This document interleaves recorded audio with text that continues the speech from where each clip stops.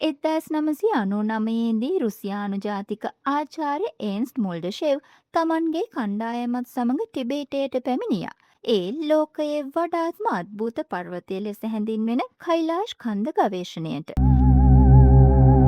සති කිහිපයක ගවේෂණයෙන් පසු ඔවුන් නැවතත් රුසියාවට ගොස් ඉතාමත් භයානක අනාවරණයක් සිදු කළා. මුල්ඩෂෙව් පැවසුවේ වසර කිහිපයකට පෙර සයිබීරියානු කඳුනගින්නන් 4 දෙනෙකු කෛලාශ් කන්ද තරණය කිරීමට උත්සාහ කළ අතර වසර එකහමාරක් ඇතුළත ඔවුන් 4 දෙනාම වේගයෙන් මහලු බවට පත්වීමිය ගිය බවයි. ඒ වගේම ඔවුන්ගේ කණ්ඩායමේ සාමාජිකයෙක් වන සර්ජි සෙලිවෙස්ටෝ පැවසුවේ කෛලාශ් පර්වතය කාල යන්ත්‍රයක් බවයි. මෙහිදී කාලය වෙනස් ලෙස ගමන් කරන අතර ඒ නිසා ඉක්මනින්ම වයසට යාම සිදුවන බවද ඔහු සඳහන් කර තිබුණා.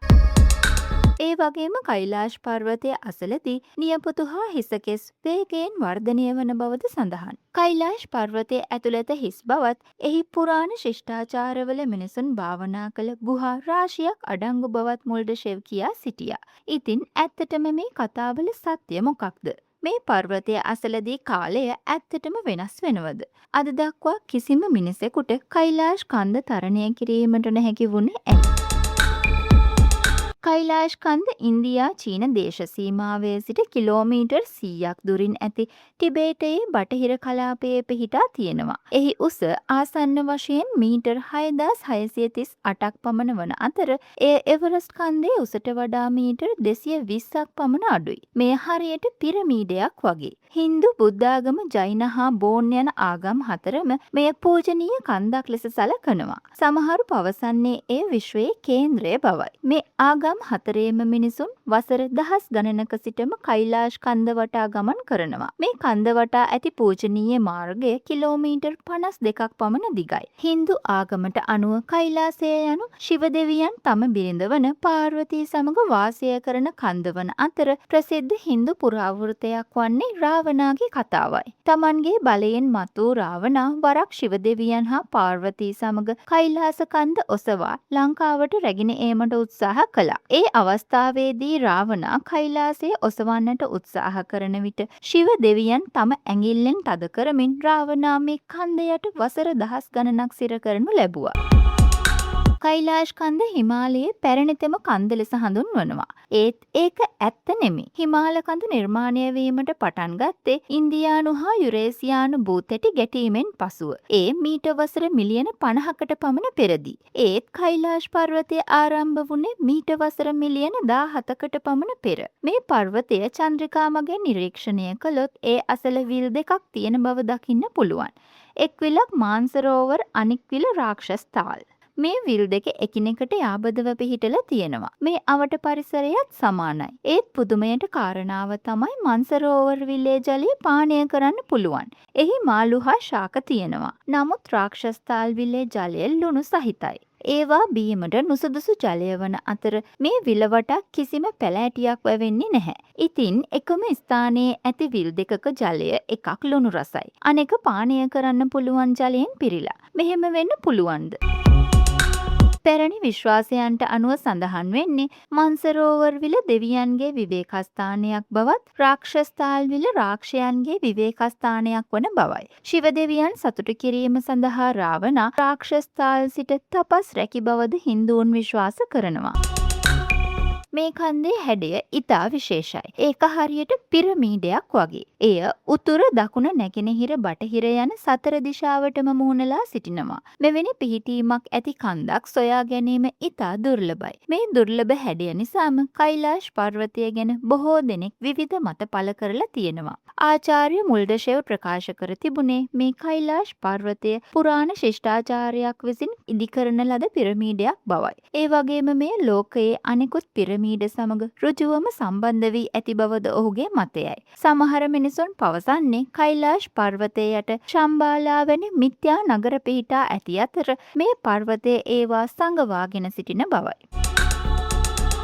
මේ සියල්ල අතරින් ජනප්‍රියතම කතාව තමයි කාල විස්තරණය සම්බන්ධයෙන් වෙන කතාව. කෛලාශ් කන්ද අසලදී කාලය වෙනස් ලෙස ගත වෙන අතර සිදුවීමට සති කිහිපයක් පමණ ගතවන දේවල් මේ කන්ද අසලදී පැය කිහිපයක් ඇතුළත සිදු වෙනවා. සාමාන්‍යයෙන් සති දෙකක පමණ කාලයකදී වැවෙන හිසකෙස් හා නියපොතු මෙහිදී පැය 12ක් තුල වැවෙනවා. ජග්ගි වාසුදේව් නැමැත්තා පවසා තිබුණේ ඔහු කෛලාශ් කන්දේ පැය 2කමාරක් පමණ ගත කිරීමෙන් පසු ඔහුගේ වයස අවුරුදු 10කින් 15කින් පමණ අඩු වූ බවයි. මෙසේ වීමට හේතුව ලෙස ඔවුන් පවසන්නේ එය විශ්ව ශක්තිය බවයි. කෛලාශ් පර්වතය යනු විශ්ව ශක්තියේ කේන්ද්‍රය බවත් එහිදී කාලය හා අවකාශය පිළිබඳව නීති අදාළ නොවන බවද ඔවුන් පවසනවා. සමහරු කියා සිටින්නේ කෛලාශ් යනු වෙනත් ලෝකයකට යන රහස් දොරටුවක් බවයි. ඒ නිසා කාලය ඉතා වෙනස් ලෙස හැසිරෙන බවද සඳහන්. මෙම කාරණා සත්‍ය බව ඔප්පු කිරීමට සමහරු පෙන්වා දෙන්නේ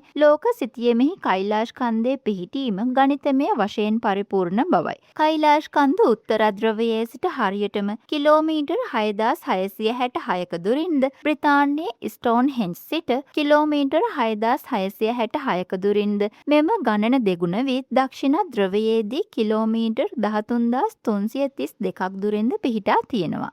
ඉතින් මේ සංඛ්‍යා දෙස බැලුවම ඕනම කෙනෙක්ට හිතෙන්නේ මොකක් හෝ අමුත්තක් ඇති බවයි. මේ දක්වා කිසිම කෙනෙකුට මේ කන්දට නගින්න පුළුවන් වෙලා නැහැ. ඉතින් මේ නිසා මේ අභිරහස තවත් වැඩි වෙනවා.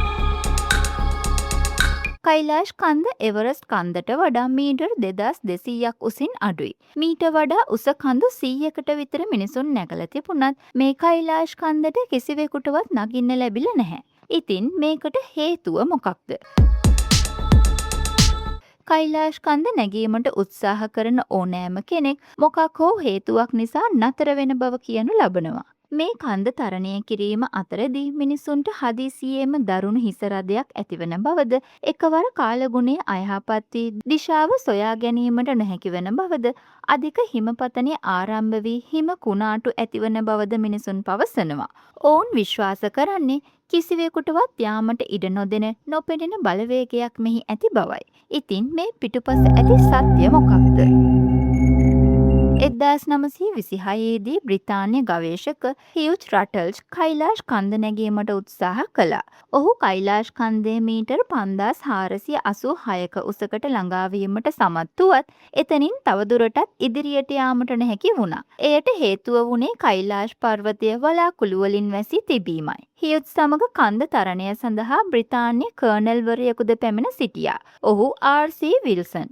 ඔහු දකුණු පැත්තෙන් කන්ද නැගීමට උත්සාහ කළ අතර කන්ද තරණයට මාර්ගයද ඔහු සොයා ගත්තා. නමුත් ඔහු කන්ද නගින අතර කන්දේ ඇති ගල් සෙලවී කාලගුණය හදිසියේම අයහපත් වෙන්න පටන් ගත්තා. හිම වැටුණු අතර විල්සන්ගේ හිසට හදිසියේම අකුණු සැරයක් වැදුනා. ඉතින් මේවා පිටුපස කිසිදු අද්භූත බලවේගයක් තිබුණේ නැහැ. මේ සියල්ල ස්වභාවික සංසිද්ධීන්. කෛලාශ් තරණය අපහසු වුණත් එය කළ නොහැකි දෙයක් නෙමෙයි. කිසිවෙකුට මේ කන්ද නැගීමට නොහැකි වීමට සැබෑ හේතුව තමයි එහි ආගමික වැදගත්කම. 1985 දී චීන රජය විසින් ලොව ශ්‍රේෂ්ඨතම කඳු නගින්නෙකු ලෙස සැලකෙන ඉතාලියේ රයින්හෝල්ඩ් මෙස්නර්ට කෛලාශ් කන්ද තරණය කිරීමට ඉදිරිපත් වන ලෙස කියා සිටියා. ඔහු ලෝකයේ ඇති මීටර් 8000ට වඩා උස කඳු 14ම තරණය කළ පළමු පුද්ගලයා. ඔහු ඔක්සිජන් නැතුව එවරස්ට් කන්ද පවා තරණය කළේ එසේ කිරීම කළ නොහැකි යයි සැලකූ කාලයක. ඉතින් කෛලාශ් කන්ද නැගීමට සුදුසුම පුද්ගලයා තමයි මේ. ඒත් කඳු බවට පත් වූ දෙවිවරුන් පාදයෙන් පාගා දැමීම නොකළ යුතු බව පවසමින් ඔහු කෛලාශ් කන්ද නැගීම ප්‍රතික්ෂේප කළා. ඉන්පසුවද ඉතා දක්ෂ කඳු නගින්නන් කිහිප දෙනෙකුටම ආරාධනා කළත් මේ පර්වතයේ පූජනීය බව සලකමින් ඔවුන් සියලු දෙනාද කන්ද තරණය ප්‍රතික්ෂේප කළා. චීන රජය විසින් 2001 වසරේ සිට කෛලාශ් කන්ද තරණය කිරීම තහනම් කරනු ලැබුවා.